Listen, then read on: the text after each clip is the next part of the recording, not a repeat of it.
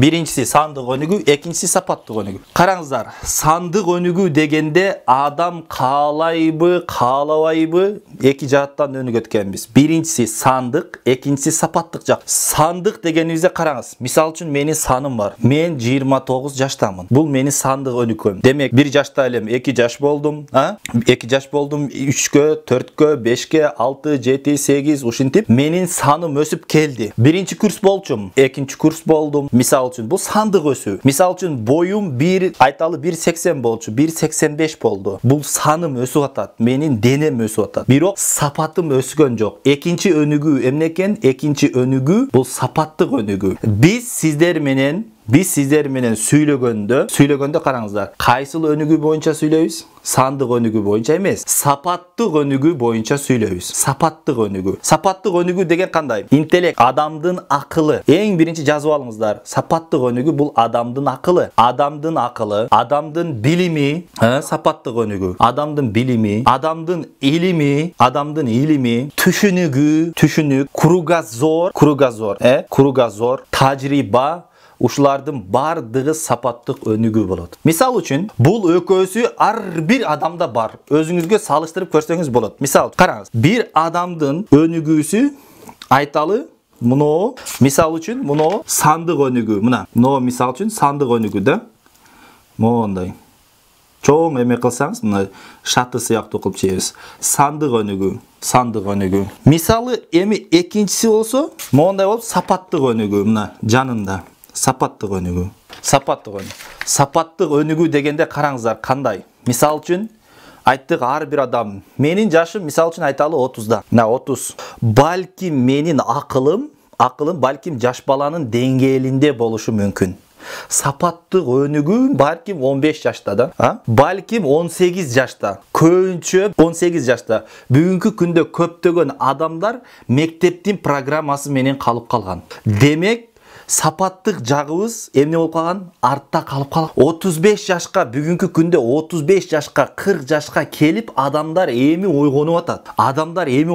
Эмнеге ойгонуп атат? Жашы өтүп кетти. Жашы сандык жагы өсүп кетти. Сандык 35ке кирди, 40ка кирди, а сапаттык жагы калып калган. Билими 11 класстын деңгээлинде дагы деле. Кээ бирөөлөр 9 класстын деңгээли менен калып калган. Дагы деле. Кээ бир адамдар бар го, ушундай сүйлөсөң, мындай өзү чоң эле адам. Мындай жөнөкөй нерселерди айтсаң түшүнбөйт. Чын. Жашоодо ушундай адамдар бар. Эмне болуп калган десе, проблема в чём десе, проблема в том, что он не учится. Окубайт да. Мектептин программасы менен калып калган. Ошон үчүн адам кругозорду өнүктүрүп туруш керек. Билимин үстүнөн иштеп туруш керек. Илиминин үстүнөн иштеп туруш керек. Ким болбосун, сиздер кайсыл жакта болбоңуздар, ким эмне менен алектенбедиңиздер, жок дегенде мен сиздерден суранат элем, өзүңүздөргө күйсөңүздөр, бир күндө жок дегенде жарым саат өзүңүздөргө убакыт бөлүңүздөр. Ушул акылга, илим билимге, кругозорду кеңейткенге, түшүнүктү кеңейткенге, жок дегенге жарым саат окуш керек. Эми караңыздар, Куранда айтат: "Ва ман нуаммирху нунакисху фил халқи афала яқилун." Бизде адат бар, Ясин сүрөсүн бүт бардыгыбыз окуйбуз, Ясин сүрөсүн көп билебиз. Ушундай деген аят бар. "Ва ман нуаммирху нунакисху фил халқи афала яқилун." Биз кимге узун өмүр бере турган болсок, анын ден соолугун кайра эмне кылабыз дейт? Төмөндөтөбүз дейт. Мисал үчүн караңыздар, адамдын өмүрү моундай бөлүнөт. Ушундай жазыңыздар, караңыздар. Тартыңыздар. Адамдын өмүрү ушундай да. Ушундай чыгып барат. Өйдөлөп барасың 40ка чейин дейт. 40ка чейин мына. Эң чокусу адамдын ден соолугунун эмеси, аң сезиминин өрчүшү ушу 40ка чейин болот. 40 жашка чейин. Караңыздар. 40 жашка чейин. 40 жашка чейин улам күчтүү болуп бара бересиздер. Улам акылыңыздар өсүп, мисалы үчүн любой адам, мен деле, любой адам акылың өсүп бара берет. Эметип, мисалы үчүн күчтүү болуп бара бересиң, денең күчтүү боло берет. 40 жашка чыккандан кийин дейт бирок Кудай: "Ва нуаммирху нунакису фил халq афала яқилун." Эми Эми 40 жашка жеткенде дейт, караңыздар. 40 жашка жеттиби, ушундай көтөрүлүп келди дагы. 40 жашка келгенден кийин адам тескерисинче төмөн карап кетет экен, ылдыйлап кетет. Ден соолугуңуз мурдакыдай болбой калат. Муундарыңыз ооруй баштайт, буттарыңыз ооруй баштайт, чарчай баштайсыз.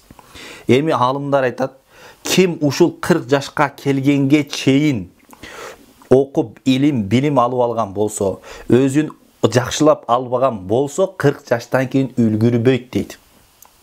То есть мындай, адам 40 жашка чейин өзүнүн үстүнөн иштеш керек.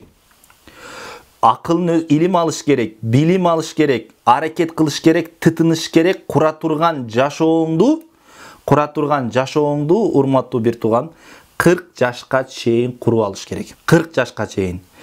40 жаштан кийин сапаттык жагыңды көтөрбөсөң, жанагы мектептин программасы менен эле жүргөн болсоң, мектептин программасы менен, анда болду, кечиктиң сен. Ошон үчүн 40 жашка чейин эмне кылыш керек дейт? Окумуштуулар айтат, аалымдар айтат, жетишип калыш керек. 40 жашка чейин сапатты көтөрүү. Заурядный человек деп жазыңыздар. Ким ушул сөздү билет, мисалы үчүн? Заурядный человек деп жазыңыздар. Азыр мен маанисин түшүндүрүп берем. Заурядный человек. Орусча. Заурядный человек. Заурядный человек дегени бул адаттан жазып коюңуздар, кыргызча түшүндүрмөсүн. Адаттан сырткаркы нерсени жасабаган адам. Адаттан сырткаркы нерсени жасабаган адам. Адаттан сырткаркы нерсени жасабаган адам. Адаттан сырткаркы нерсени жасабаган адам. Заурядный человек деген кыргызча айтканда адаттан сырткаркы нерсени жасабаган адам. Кандай? Адатта адамдар кантип жашайбыз? Адамдардын жашоосуна эмне керек? Кара, любой адам аракет кылганда адаттагы адам, эмне кылган аракет кылабыз? Балалуу болгубуз келет. Балалуу болобуз, туурабы? Балалуу 2 бала, 3 бала болот келет любой адам. Андан кийин 2 бала, 3 бала балалуу болот. Анан мисалы үчүн үй керек, жашоо үчүн, туурабы? Үй керек, машина керек, анан дагы эмне керек? Ушул жумуш керек. Ушуну эле кылган адатта любой адамга керектүү нерсени аткарган адам бул заурядный человек. Адаттан сырткары нерсе. Любой көпчүлүк адамдар, 70-80% адамдар ушинтип адаттагы нерсени кылып жүрүп, аркы дүйнөгө сапар алып кетет. Эмнени кылат? Балалуу болот, мейли 5 балалуу болот, көп болсо, үйлүү болот, машиналуу болот, жумуштуу болот, ошону менен эле өтүп кетет. Эми не заурядный деген адам бар. Караңыздар. Незаурядный человек. Жазып алабыз. Незаурядный человек деген адаттан сырткаркы нерселерди жасаган адам. Адаттан сырткаркы нерселерди жасаган адам. То есть башка адамдардан өзгөчөлөнүп жашаган адам. Мисалы үчүн айталы, эки кошунаны салыштырабыз да. Мисалы үчүн эки кошунаны салыштырабыз. Бирөөсү айталык заурядный человек, а бирөөсү незаурядный человек. Бирөөсү адаттагы нерселерди аткарган адам, экинчиси адаттан сырткаркы нерселерди жасаганга аракет кылган адам. Мисалы, бирөө кошуна адилет менен адыл. Адилет адатта кылган адаттагы нерселерди аткарган. 2 балалуу болот, 3 балалуу болот, канча бала керек болсо балалуу болду. Анан эмне болду? Үйлүү болду, машиналуу болду, жумуштуу болду, бүттү. Ушуну менен мен дейт, бул дүйнөдөн өтөм дейт. Көптөгөн адамдардын жашоосу ушундай. Эми экинчиси адыл, незаурядный человек. Адаттан сырткаркы нерселерди жасат.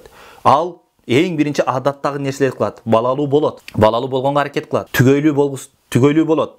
Андан кийин эмне болот? Аракет